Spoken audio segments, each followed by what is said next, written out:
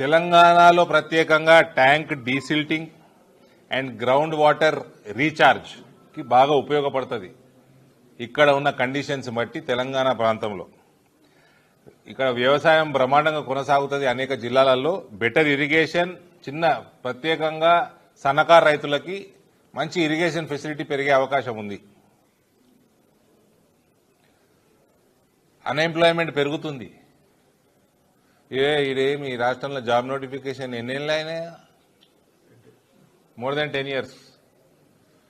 Unemployment పెరుగుతుంది తెలంగాణ రాష్ట్రాలలో. కాబట్టి వాళ్ళకి at least some sort of relief ఈ స్కీమ్ ద్వారా రాబోతా ఉంది. ఎస్టీలు మన దగ్గర అధికం. వాళ్ళందరికీ 150 రోజుల ద్వారా వాళ్ళకు కూడా మంచి బెనిఫిట్ తెలంగాణ రాష్ట్రంలో ఈ స్కీమ్ ద్వారా వస్తుంది. G-Ramji respects work, protects farmers and strengthens villages.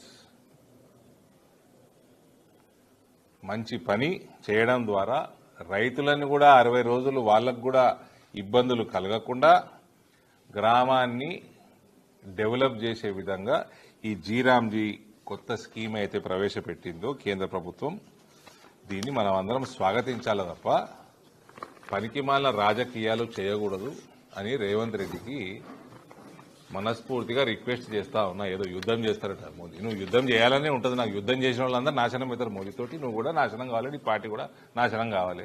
చేయి యుద్ధం, కానీ రాజకీయం చేయకు. ఏదైనా గ్రామానికి మంచి జరుగుతుంటే నువ్వు ఎట్లా చేస్తలేవు. నువ్వు చేసిన వాగ్దానాలు ఒక్కటి నెరవేర్చింది లేదు.